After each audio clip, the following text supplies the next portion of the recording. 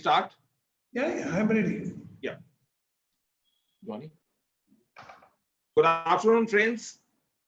Once you have a master series on the new laws and codes, one would always find that if the audience, that is the participants who are watching us live on the Facebook as well as on this platform, just logging in for the purposes that they know that what the previous two webinars had given us the insights. The third one would be also on those same lines. It gives us more happiness because the participants are willing to hear from the resource person, who is none other than Mr. S.N. Murthy, a senior advocate of Karnataka High Court, who has created his niche in the matters of labor laws, industrial matters. Since this Code on Social Security 2020 and the Occupational Safety, Health and Working Conditions Code 2020 came into being, and during these webinars, we received a lot of messages to the effect that we should have some insights on that. And while we were discussing all these aspects, a lot of acts and legislations with the coming of these into act ultimately, a lot of central acts would pale into insignificance. That is Employees Compensation Act, Employees State Insurance Act, Employees Provident Fund Act, Employment Exchanges Act, Maternity Benefit Act, Payment of Act. Because they said that there are too many acts, sometimes they are confused as to what law is to be searched where, because there is sometimes overlapping of these sections or sometimes there is variation in the two. And while we talk about with these acts, intermigration and gig workers are the new words coined in, and as to whether we will also have the displacement allowance, which are the new things because of this. Keeping in view the fact, the topic and the act, we thought that we should connect with a person who is at the helm of the affairs, who understands these laws in the right way, in the right manner, because they say that even if you have to nail the nail, you have to hammer in the right direction. And for understanding the same thing in the right perspective is always through a good resource person who can actually nail it down.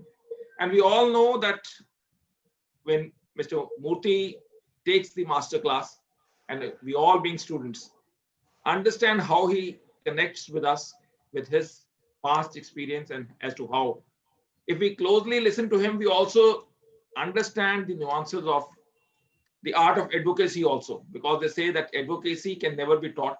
It can only be watched, observed, and then move forward.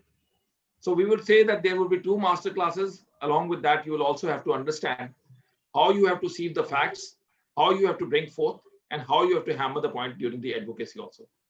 Without taking much time, I would request Mr. Murthy, who is always a delight to be heard about, to take over and show us the light forward. Thank you, sir. Good afternoon, Vikas, and all those who are listening to me. Today, I will cover the last two codes. First session you had on industrial labor relations code. The second one was code on wages. Now we have two more codes. The code on social security, and the other one is the Occupational Safety, Health and Working Conditions Code 2020. As I told you on the two occasions, some of you may not have heard me earlier. We have had, even today, we have an excellent industrial law and legal, I would say the enactments on labor are one of the finest in the country, perhaps one of the finest in the world. If you ask me, we do not have something equivalent to industrial disputes like anywhere. Maybe we have copied it from Australian industrial law. Fine. Even then, we have done a good job in copying, but it's a very good enactment. Factories Act is one of the finest social legislation, welfare legislation. There was no reason for the government of India to bring all these and to make it one and say, all right, why 24 books? We'll have 4 books. What does it matter how many books you have? The smaller the book, the better it is, the concentration is more, you go into depth of it. And the courts have interpreted our labor laws for the last almost more than 60 years. I would say about 70 years. And now suddenly we try to draft something which I'm sure is not all that good and all that clear, leads to a lot of doubts, leads to a lot of ambiguities, and would certainly lead to a lot of litigation. It is neither in favor of management nor in favor of labor.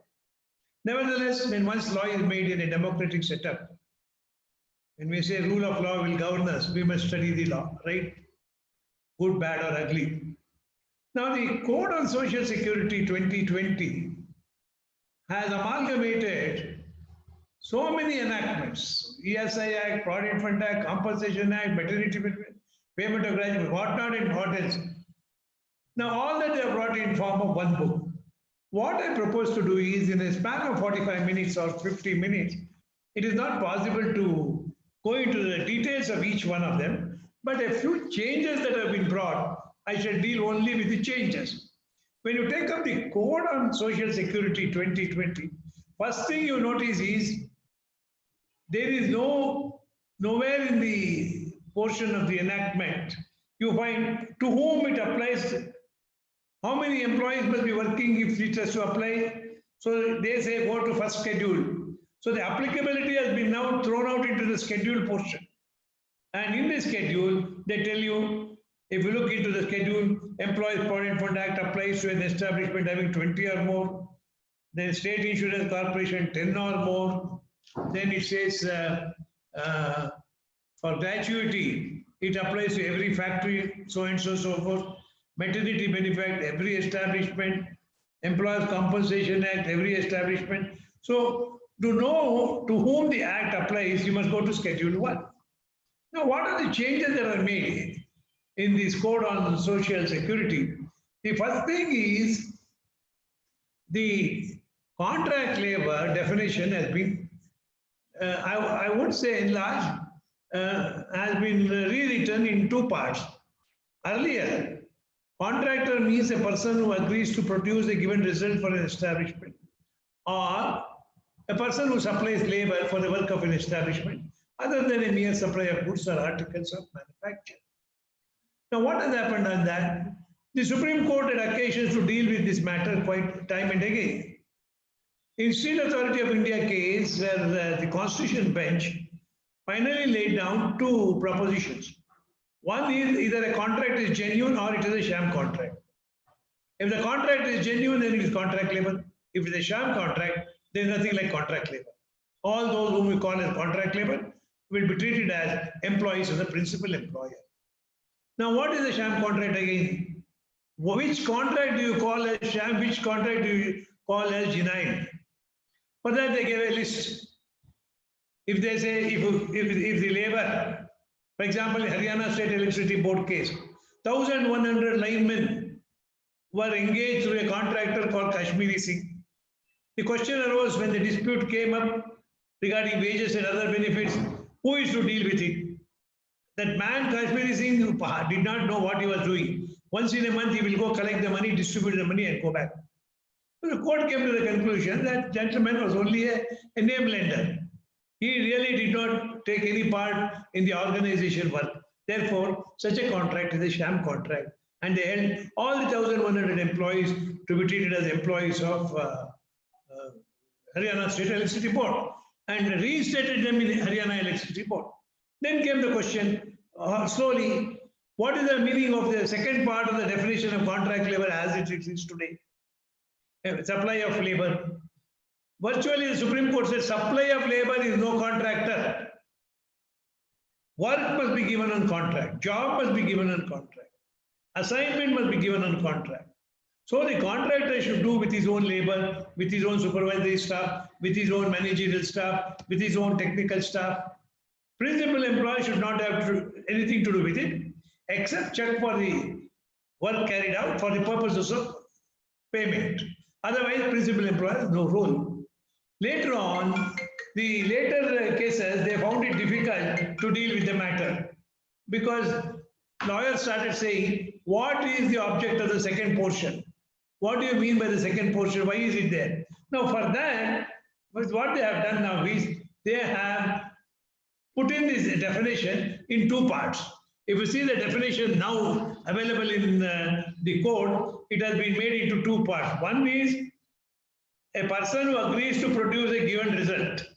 The other one is a person who merely supplies labor. Now, before this, as of now, in the last 3-4 years, in one of the cases, Justice Ravindran said in the Supreme Court, how to distinguish between a company employee and a contract employee. He made the entire thing very simple. He said, who appoints him? Who pays him the salary? Who has the right to dismiss him? Who has the right to refuse work to him? And that is the employer. Now, this is as good as saying, I sit here in my group, I have 5,000 employees with me on my rolls. A company comes, they say 500 employees I need, I take this 500. Another man comes and says, I need 1,000, take this 1,000. Another man comes and says, I want 5,000, I give 5,000. Am I a contractor? To start with, for almost 6 decades, almost 5 decades, the Supreme Court said, no, you are not the employer. Principal employer is the real employer. But Supreme Court made as I told you, there is no definiteness in our Supreme Court judgments at all. They seem to hardly recognize the judgments given earlier while writing or while overruling. It is all on the personal philosophy of the judges.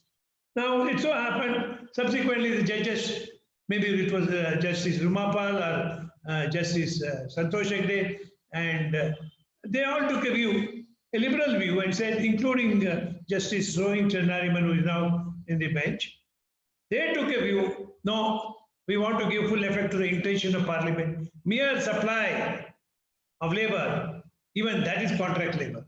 Now, what the Parliament has done is recognize the latest situation, which of course suited the central government, because they want to give airports on contract, they want to give railway stations on contract, they want to give everything on contract except running of the country. All other things are given on contract as well.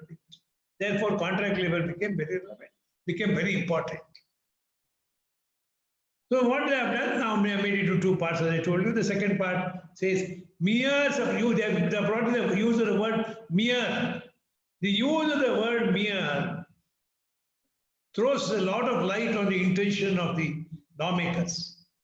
A mere supply of contract labor was not contract labor till now. But now, with the new code coming, just give the men, don't bother anything.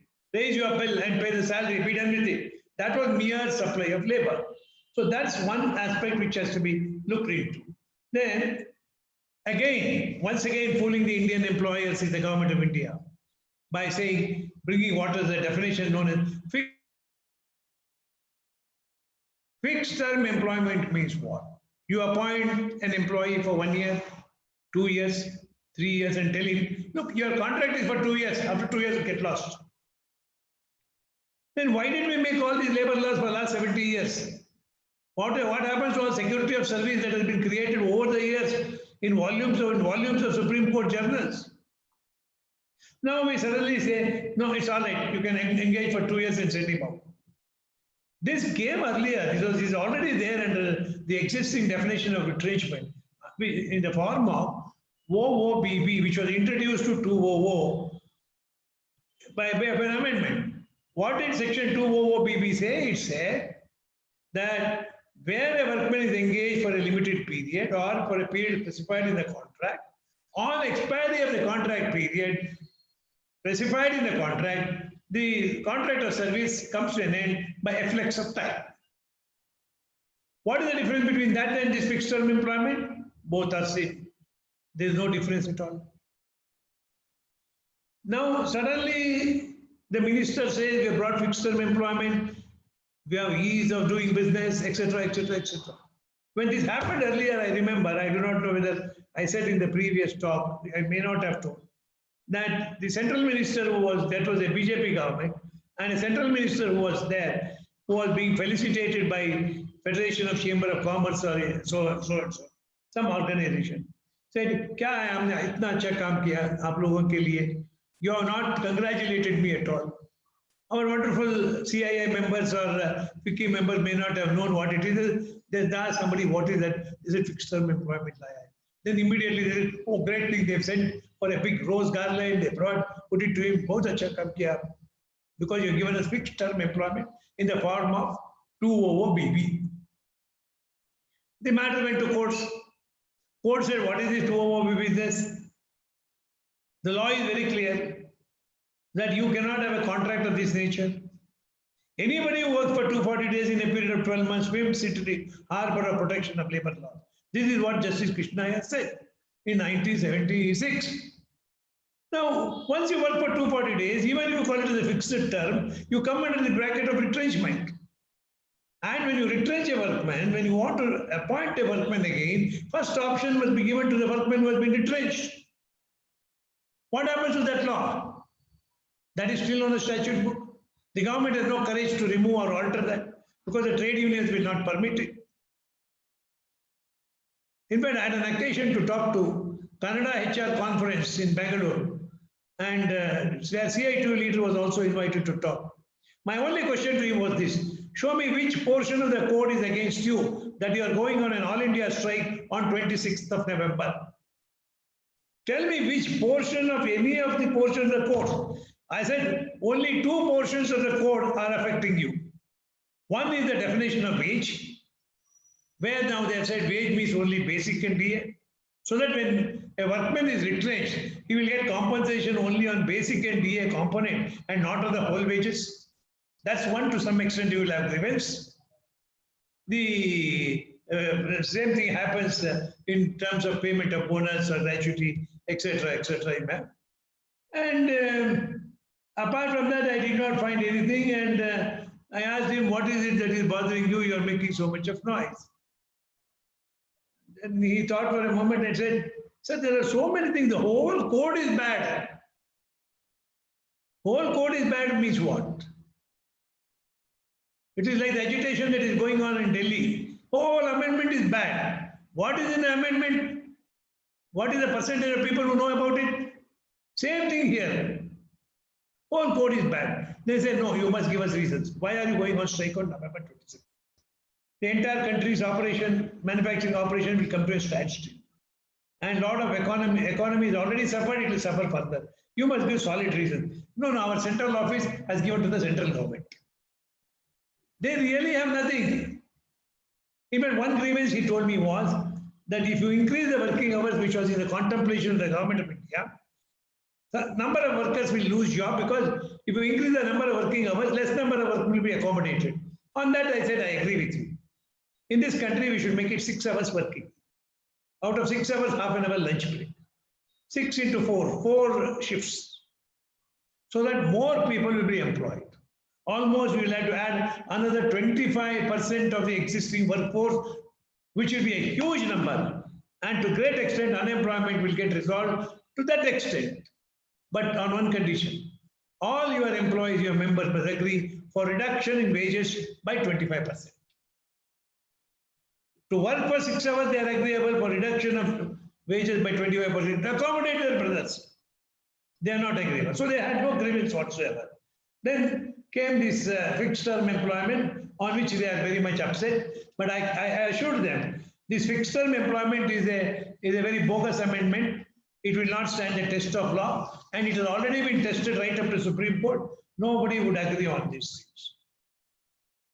I'm only talking of changes. I'm not talking of the basic provision.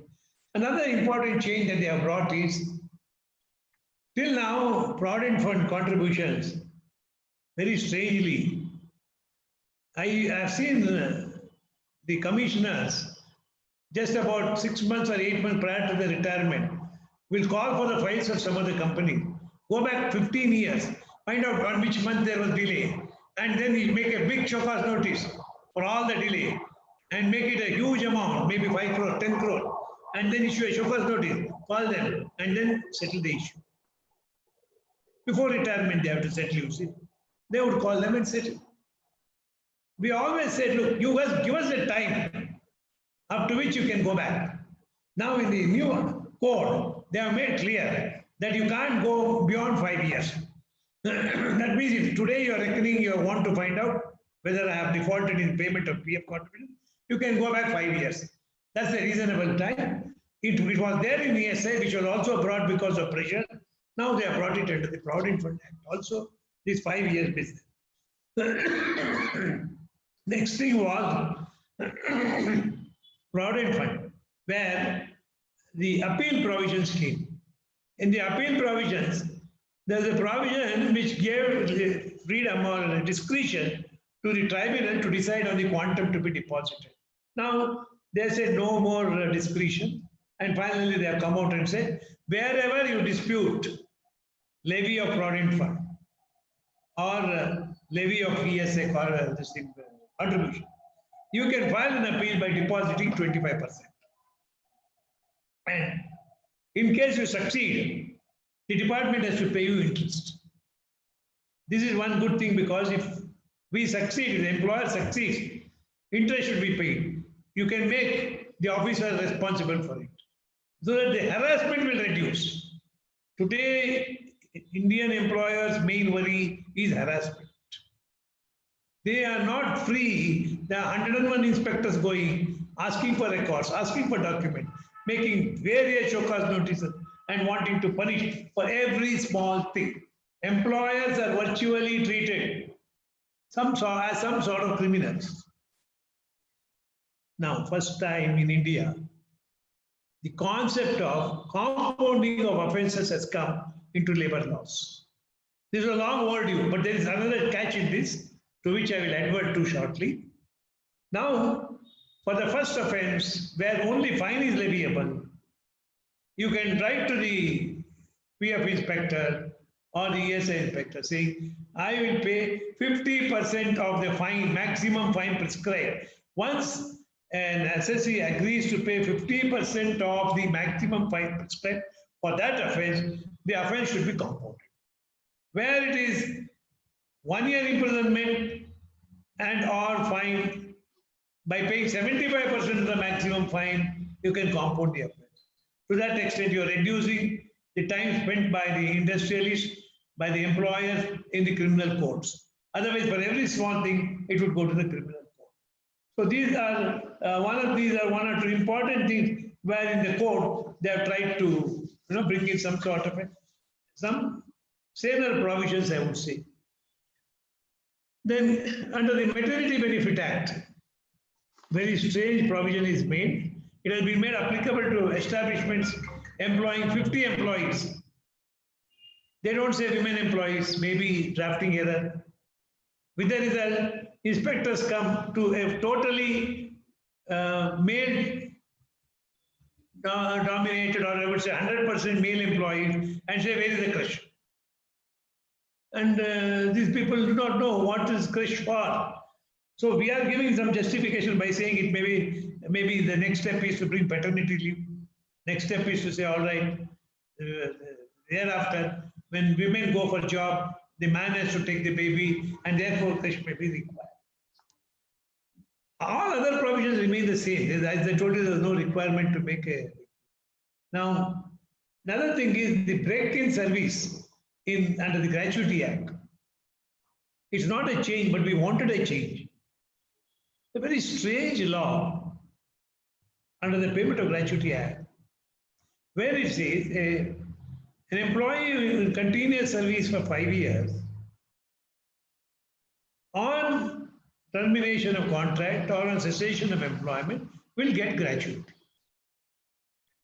Now, while defining continuous service and in the existing provision which remains, say take the case of an example of a workman who works for 2 years.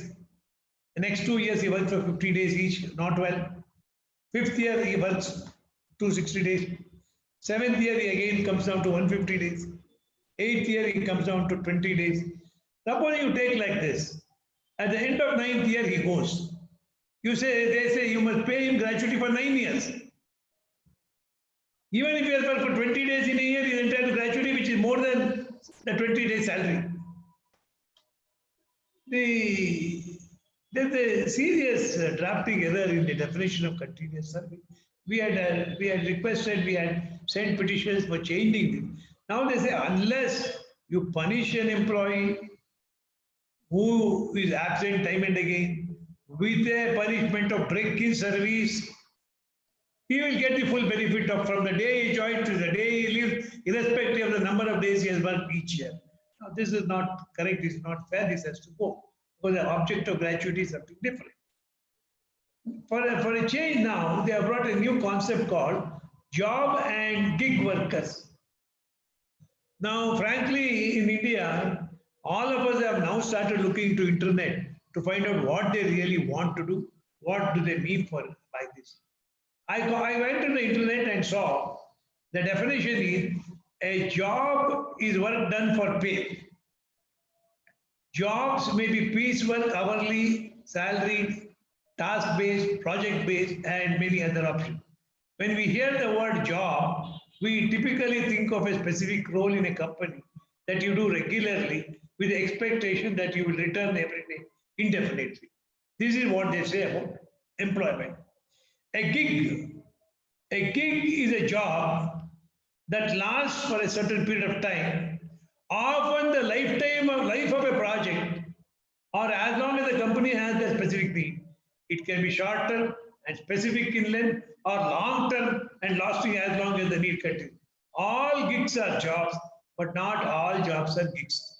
I don't know. Lord Brahma will have to come down and explain to us what is their intention. Even for a long haul, you can call them as gig. Now, what is this gig you call? Suppose you employ somebody for 8 years and say you are a gig employee. What is the difference between gig and a regular job? We do not know. Let the judges scratch their heads when we take it to them for interpretation. Now, only reasoning they give in some of the dictionaries or in the internet is gigs. We often think of music and entertainment industry. But in today's world, this term is applied to all kinds of roles. Creative, IT technology, etc., etc. But IT technology is not a short-term period or short work. I don't know why these people brought this. Then they have brought what is known as platform workers.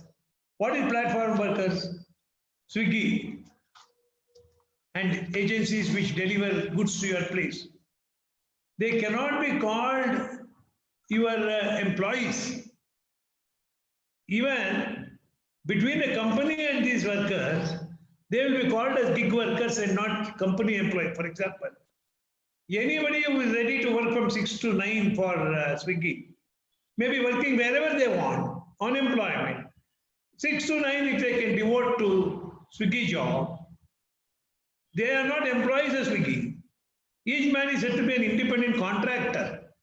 And therefore, since he is an independent contractor, there is no employer-employee relation, is the argument for platform workers. Ola, for that matter. He is said to be an independent contractor. He is not an employee. So things like that, they thought they have to bring. One is platform, one is gig workers. Now, after having brought them there, what they want to do with them, what benefits they want to give to them, that is not forthcoming in the courts. We'll have to wait what the government intends when the rules come. Till then, one thing we can be sure, they have brought all these kinds of workers also into the, I would say, purview of labor laws without specifying what are the benefits that they would be entitled to. Possibly, they have in mind to introduce this for the first time now, see what will be the reaction of the industry, reaction of the trade union, and possibly make more enactments or amendments on those lines. This is all about Code 3. Now there is the fourth code, and the fourth code is Occupational Safety, Health and Working Conditions Code 2020. Now, two important things in this which I want to draw to your attention. One is interstate migrant worker. Even before that, I think what you should look to is the definition of contract labor. Definition of contract labor is important because in the definition of contract labor, they have brought in migrant worker also. All this came because of this recent COVID-19, where we saw interstate migrant workers walking for miles together, some of them dying when they reach their destination, some of them not reaching their destination. and walking miles and miles, with government closing its sites completely. Now they have seemed to have woken up from their slumber. Now for the first time they feel, after 73, 74 years of independence, that, oh, there is another large labor force called the, you know, migrant workers, interstate migrant workers. What did they do so far for these interstate migrant workers? Nothing. For the first time after this COVID, now they have brought them under the definition of contract labor. Contract Labor Act. Contract Labor Act. So under the contract labor. So who is an interstate migrant workman? Who is an interstate migrant workman is very clearly defined in the Act. It says, interstate workmen, two aspects. One is a workman appointed in one state for a job in another state. A workman appointed in one state for a job in another state. Another thing is, maybe till now through a contractor. That was what was our understanding. Now, supposing a company in Karnataka goes to Punjab and they engage contract labor, or say migrant workers.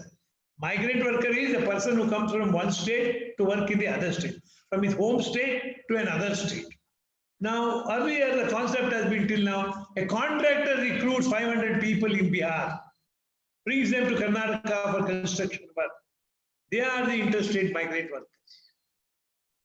Now they say, no, even if the company goes to Bihar, appoints 500 people for their work in Karnataka, they are interstate migrant workers.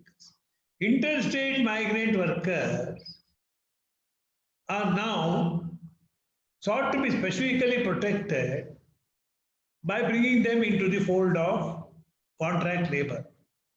Now the difficulty is this: when you bring them into the contract folder, see, it says very clearly, interstate workmen, if you bring them into the fold of contract labor,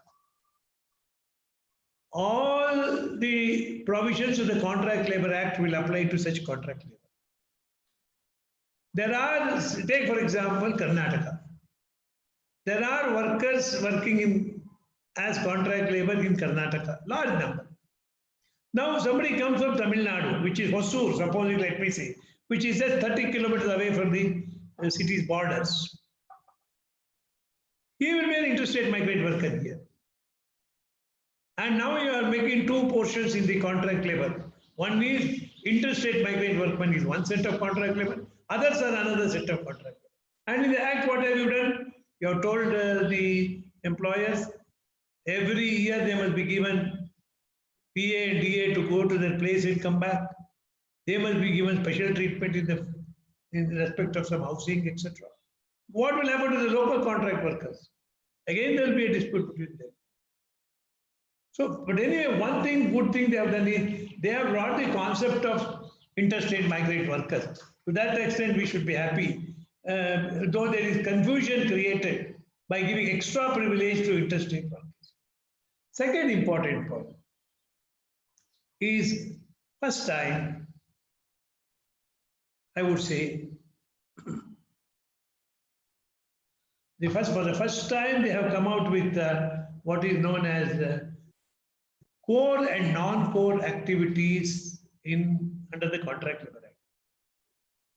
If one studies the Contract Labor Act, the Contract Labor Act was brought into force because there was a large-scale employment of contract labor without any legislation. Section 10 of the existing Contract Labor Act said, wherever the work is of a permanent nature, where sufficient number of permanent workmen are required to run the industry, and in such cases or in other industries of the similar type units is done by permanent labor, you should engage permanent workmen. In other words, government should prohibit employment of contract labor. But wonderful governments, hardly any government prohibited contract labor. Because if they prohibit contract labor in any given area, it will affect all of them, including government organizations, which they don't want to do. So they don't want to prohibit contract labor. With the result, main activities in the factory are also carried out by contract labor on a number of occasions. And the unions of permanent workmen are also very happy with it. Because contract labor will do the job, the permanent workmen will take the incentive and go home. With the result, large-scale exploitation has been taken place in the name of contract labor. This is all because of the government callousness towards contract labor. Now, they say, all right, contract labor is prohibited in core activities is one section. They don't define what is core activities, but they tell you what is non-core activities. Non-core activities, loading, unloading, packing, cleaning, in maintenance, housekeeping. They say these are all the security, these are all the areas where non-core activities take place, and therefore you are entitled to engage contract labor in these areas. And very foolishly, they say if sudden spurt in demand for a particular product in a factory which requires more workmen, you can engage contract labor for some time. Runs contrary to their main theory. But this is government, this is India. You can have anything. The first paragraph contradicts the second paragraph. First they say contract labor in core activity is prohibited. Having said that, where the question of allowing contract labor when there is a sudden spurt or demand in the market. But anyway, they have done it. So one good thing in the whole process is at least now we know for definite that in the core activity, you cannot carry on with contract. Now what's happening? If a person goes for a contract labor license to do some work in core activity, he will get the license. It may be a little costly. That's all. Nothing more than that. Now, so discretion. Now what happens when there is a discretion? Discretion is going to be horrible. See, in section 57 of the code, they say, notwithstanding anything contained in this part, employment of contract labor in core activities of any establishment is prohibited. Thereafter, they say in one other thing where, now what is core activity? Who should determine that? Government will determine that. How will they determine? Discretion. Now, what is the intention of the entire exercise carried out? One of the foremost intention was to bring down corruption. Corruption is eating the entire system. Prime Minister has taken all steps to see in various areas as to how corruption could be reduced or minimized. We know we cannot eliminate it. Lot of changes to taken place in income tax law, in other areas like foreign exchange laws and various other things. But labor laws, nobody had touched it, but when they have touched it, they have not touched it in a proper way. So with the result, more discretion is now entrusted to the officers. Come on, you decide whether core activity or not.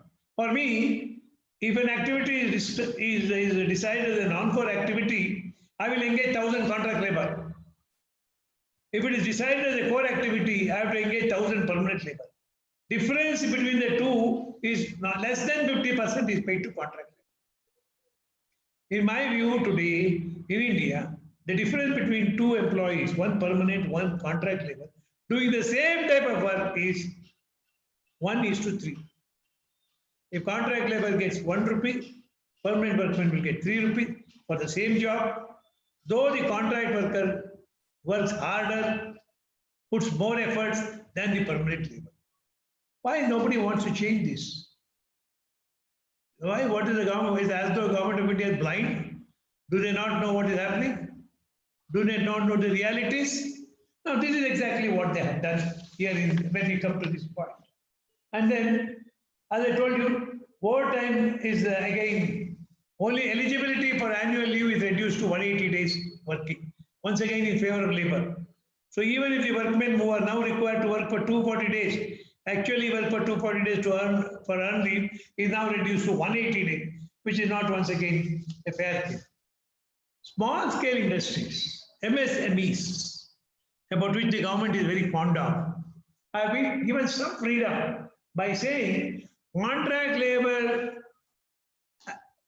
provisions pertaining to contract labor will apply only to those establishments which employ 50 or more contract workers and to contractors who engage 50 or more workers. So all small scale industries are somehow or the other, they have been left out of the coverage. Thanks to the government to that extent, at least they have shown some mercy. Small cottage industries, small scale industries, they can now engage some contract labor without getting into the rigmarole of going to the government for license and all that. One other factor is that important improvement that has been made is all through the labor enactments now coming, all the 4 codes. They have brought in the concept of deemed permission, deemed license, deemed consent. 60 days, within 2 months, if it is not decided, application for license for a factory, or an application for ESA coverage, or PF, whatever, any application, an application for contract labor. One thing is they have asked all of us to go online. Number 2, with, for example, standing orders. I have a question here sent to me on standing orders by Mr. Vikas, which I will answer just before I close. Standing orders, they lie in the offices of the certifying officers for years and years and years. In one case, for 8 years, the standing orders of one of my clients was not taken up. Every time the client goes, he says, who's your boss? Ask him to meet me. What is your factory? How much you produce? What is your turnover? As though he is an auditor or an enforcement directorate officer. And then put forth his requirements. Then I went to the High Court, and High Court was shocked to know that these officers don't certify standing orders for a period of 7 years, 8 years. They directed within 8 weeks it must be completed.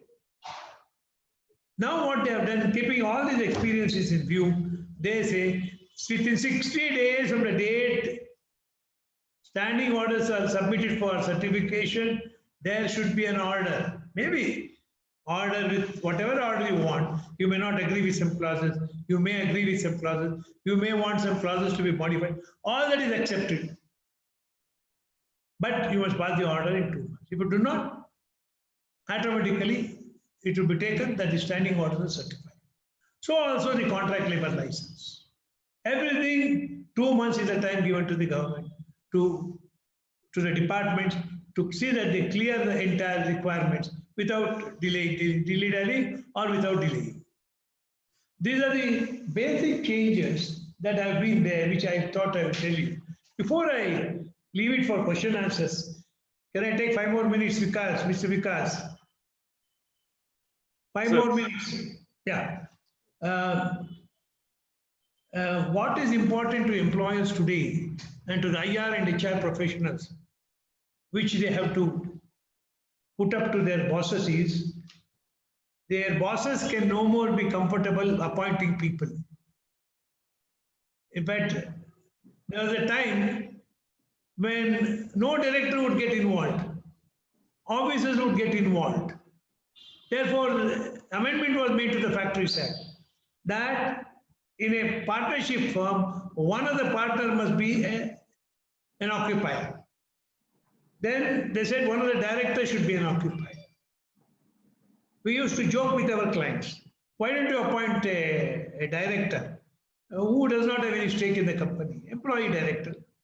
And you can say, for example, finance director, you say so many things, accounts, finance, purchase, sales, etc. You say director for prosecution. But whenever the court prosecutes for violation, you can send that man. Then the Supreme Court thought, oh, these fellows are too clever. Then they said, what are the powers the director has? Can he comply with the requirements of law? Is he permitted to do that? Otherwise, what is the use of having him as?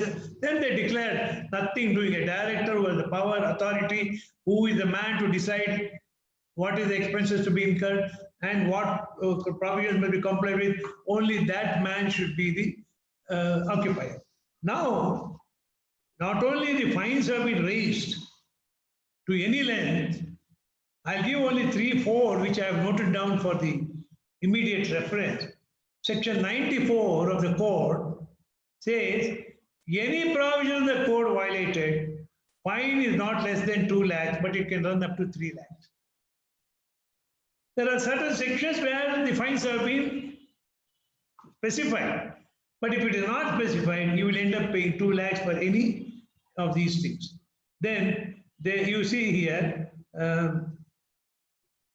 in 1 or 2 places, where there is compulsory imprisonment. For example, contravention of provisions relating to hazardous process, 2 years imprisonment and fine of rupees 5 lakhs.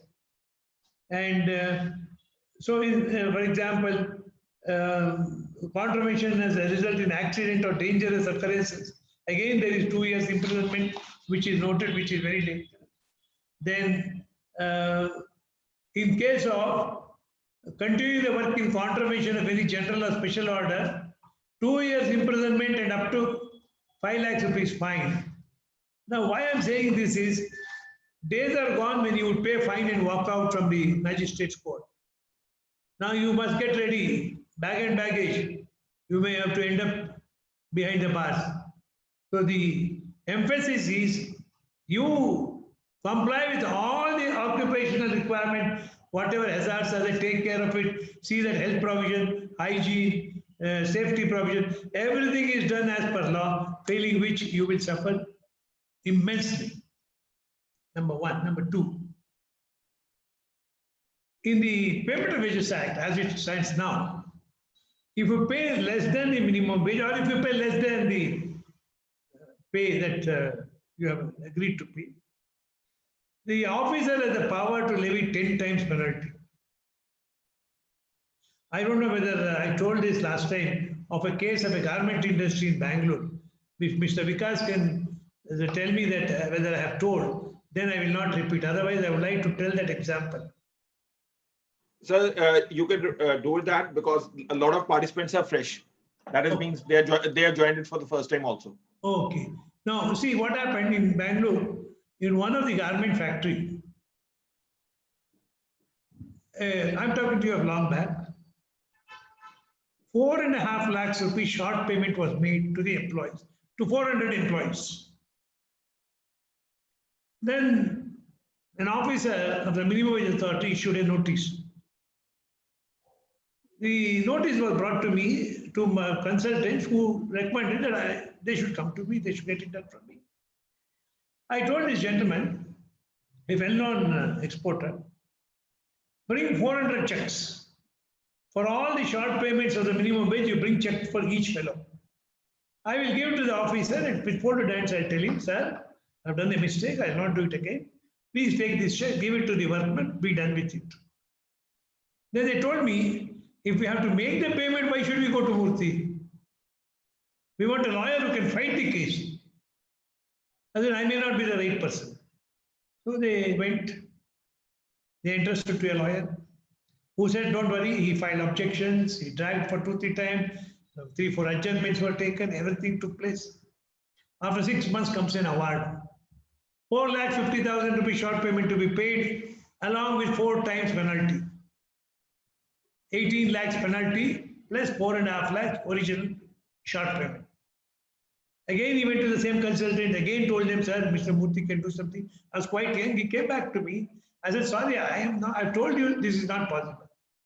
I can't do it. Then he said, and then I gave him one advice. You go back to the same lawyer who has given you advice so far and tell him to somehow or the other, you get over it. A writ petition was filed. Out of anxiety as to what will happen, we were there in the court being very young to see what happened. It went before a judge who was a very tough man those days, one Justice Chandrakant Raj Aras from a royal family. He asked, what is the matter? The lawyer said, this is the thing. He said, show me the book. The book was given to him. He said, the officer can levy 10 times penalty. You are very lucky. He has levied only 4 times. No ground, dismissed. Then again, we had to see what is to be done. Then we said, the best lawyer in Bangalore those days, you must approach. If at all anything happens, he can do something. Went to the big lawyer. That big lawyer also said, sorry, nothing much can be done. But still, he said, all right, being a senior counsel designated, and appearing for employer almost all the time, I will take up. Then he took up the case. It went before a bench of the Chief Justice and accompanying judge. The case was called. We were all waiting with a lot of anxiety as to what will happen. The Chief Justice took the file. He said, Mr. So-and-so, this is not for you. What is your stature? Why are you coming for such fellows? No ground, dismissed. The fellow ended up paying the entire penalty of 18 lakhs in addition to 4.5 lakhs. Believe me, from then on, without my approval, no labor law issues progress in that company, which is now a huge, very large industry engaged in manufacture and sale of garments. The sum and substance of the whole thing is employers somehow tend to neglect so far as industrial relations part is concerned. When it comes to tax, they immediately run to the auditor. When it comes to sales and purchase, they know where to get the work done and they put competent people. But we don't find the same kind of stuff when it comes to IR because employers do not give sufficient importance to it. And the result of all that is what has come today. Punishments to be imposed are very severe. Compliance is a must. Compounding is allowed to honest industrialists who may make a mistake here and there unknowingly. Otherwise, I do not see anything pro-management or pro-employer in these amendments. So they need not have any grounds, except that the definition of wages has been slightly altered. There is no other area where they should have any grievance. In contract labor, while they have allowed contract labor a little more liberally, they have definitely said no contract labor in the permanent or the perennial nature of work, permanent nature of work. So there also they have protected the labor. Even in the provisions of law, like reserving the right to fix a floor price under the Minimum Wages Act. Look at the definition of wages under the Minimum Wages Act now. Now what happens? Till now, basic DA, HRA, conveyance, education allowance, uniform allowance, everything was part of wages. So if the minimum wages is 10,000 rupees, employer will give 2,000 rupees basic, 2,000 rupees DA, 3,000 rupees HRA, 2,000 rupees conveyance, 1,000 rupees education allowance, make it 10,000. In fact, I took the matter to the Supreme Court and the Supreme Court agreed with me where they said all components of wages should be added to see whether you are paying the minimum wage or not. Now, for the first time, they say nothing doing. Wages means only basic and DA. So now when the minimum wages come, they will have to pay under the head basic and DA. Whatever is fixed, say 10,000 means 10,000 rupees. Under the head basic and DA, because once you pay under the head basic and DA, on that they get bonus, on that they get gratuity. Therefore, basic and DA goes up in whose favor it has gone. And there is a provision in law now in the new code which says where the basic and DA is less than 50% of the gross, you must remove a component here and put it to the basic and DA and make it 50%. Minimum is 50%. We had employers who were paying 10% or 20% of the gross as basic and DA. Workmen were losing. Today they will not lose because 50% of the gross should be under the head basic and DA. Who stands to benefit? Therefore, it is the fact is that there are a lot of marchas being taken, man-hours being lost on strike, all because workmen are not educated. And sometimes even if they know, they behave as though they have not understood. Union leaders are still taking workmen for a ride on these issues. They have to specify where exactly they are hurt by these amendments. Therefore, my dear friend, new law is coming with not much changes. Same thing will continue, but strict enforcement would be the order of the day. So take care to see that you do have proper people to handle it. Two questions have been sent to me by Mr. Vikas. Two questions have been sent to me by Vikas. One is about standing orders. He has said, one of the questions said, standing orders, he has 210 employees, and the standing orders was standing orders. Before I read it, I can read for the standing orders were given for certification. From 6 years, it is not certified. Now, the question is, should we insist on certification? Because Standing Orders Act will now be applicable only where there are 300 workmen. Till now in Karnataka it was 50, in some states it was 100. But now under the new code, standing orders will apply only to industrial establishments employing 300 or more workers. Now with 210, this new standing order provision will not apply. Whatever you are given for certification, withdraw it. Tell them I don't need to have it because the new code is coming where it is 300. Or don't do anything till the new code comes. Because when you go for withdrawal, he may even pass some order. So for 6 years, the officer is not bothered. You don't seem to have bothered about him. So he is also not bothered. Let him be like that. By January, February or March, this new code will come when it says 300 workmen only. That is where 300 workmen are employed, Standing Orders Act will, the Standing Order rules will. At that point of time, you can say, write a memo. Now we are less than 300. It has been made applicable to 300. Standing orders has become, what we have submitted has become infructuous. Please permit us to withdraw it or dismiss it as withdrawn and be done with it. That is one question with regard to standing order. The other question that has been asked is, engaging less than worker to dismiss an employee in disciplinary ground, do I need to follow the procedure under Chapter 4, Standing Orders, and Chapter 7, Mechanism? See, when you engage less than 300 workmen, the Industrial Disputes Act, will, the Industrial Relations Code will definitely apply to you. What will not apply to you is, till now, 100 or more workmen would come under Chapter 5B of the Industrial Disputes Act, where to lay off, retrench or close, you need government permission. Now that has been raised to 300. That means if you employ 300 or more, only then the need to seek permission to lay off, retrenchment or close arises. If it is less than 300, it will not arise.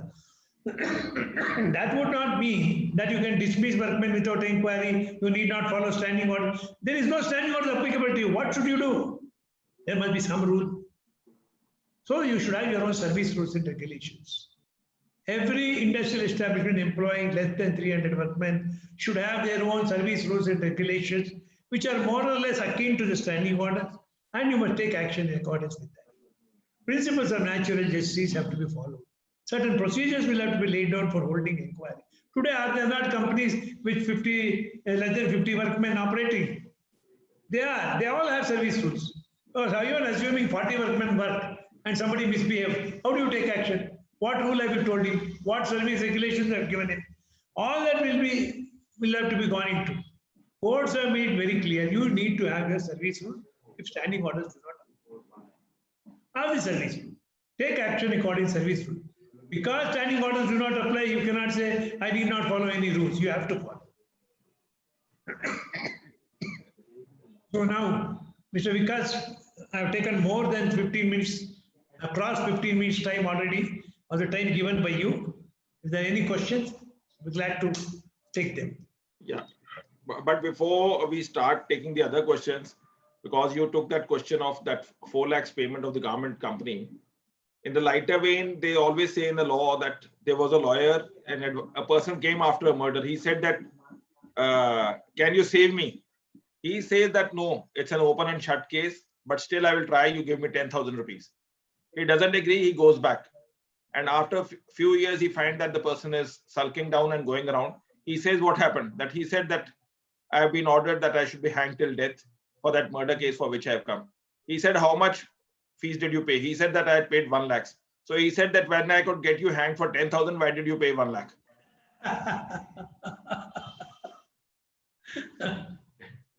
So sometimes even if you give the good advice, people don't actually take it. It's time that they get to know this better.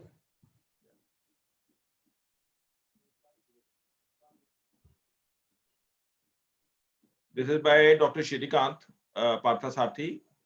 In effect, do you see this bill seeing the day of light, keeping in mind the principles of natural justice? Do you see any legal challenge to this? What is your call? There is Principles of natural justice is something is not something new. It's not only for industrial law. Wherever civil rights or any right of an employee is infringed or may be infringed, likely to be infringed, likely to be affected, civil rights are likely to be affected. The Supreme Court has told long back, 1970, they have told very clearly, wherever civil consequences arise, you need to give an opportunity of hearing. A huge branch called the administrative law has come up, which speaks of principles of natural justice. What is principles of natural justice? How do you deal with it? All that will apply. You have to apply the principles of natural justice. You can't do without that. 1967 Supreme Court 1288. State of Odisha versus Bina Pai. Yes. Basic judgment. Kraipak versus Union of India in 1970, page 150, Supreme Court told long back to us that any civil consequences flowing from any action should first be preceded with principles of natural justice. Yes. That nobody can go on. Nobody can be condemned unheard. No, that's a universal law. And nobody can be judged in its own case. Rather, they say that even in the Adam and Eve case, when they ate the apple, the God asked him, why did you eat the apple? So then the principles of natural justice was actually evolved. Yes. This is by R. Chandrasekhar, completely abolishing of private assembly section and ancillary units without the control of SSI would in turn profits the huge industry. This is by Nagha Siddharth. What is the status of having crèche in offices? Every road will need to have a crèche in commercial areas. What is your call on this? This will become a new branch of source of employment, crèche, or whatever you call. They say you can make arrangement with outside crèche people also. But they say you must allow the mother to see the baby 4 times in a shift. If you have it somewhere else, how will she go 4 times and come back? So crèche will have to be somewhere nearer the factory, within 500 meters, walking distance of 5 minutes. Only then there is some meaning. But to say that, I think this is a drafting error where they have not referred to women employees. They should have said wherever 50 or more women employees employ. Because later portion in the section says you must inform the women employees of the provisions pertaining to crèche. They don't say you must inform all the employees, women employees. So the idea is it is for women. What to do? This is the drafting error. If some courts will have to correct it, that's all. This is by Ningan Godukra Really. Standing order applicability limit is more than 300. Is it including contract labor? Kindly explain the same. No, certainly not. It will not include contract labor. Yeah.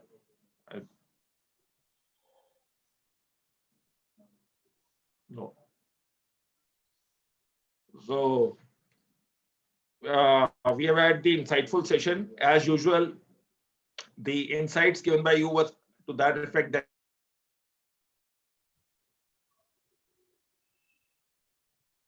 when there is total clarity or there is a question where there is no clarity at all. They say that even the webinar was not clarified. So what could be the questions with that to be taken? So they don't ask the question. But the fact that if the participants continue to log in, it shows that there was clarity. And in that pursuit, tomorrow we will have the webinar from Fortuitously. Today only I learned from a close friend of Mr. S.N. Murthy, S.R. Suryanarayan Rao on attachment and attachment and immovables. So do stay logged in at 4 p.m. tomorrow in that webinar.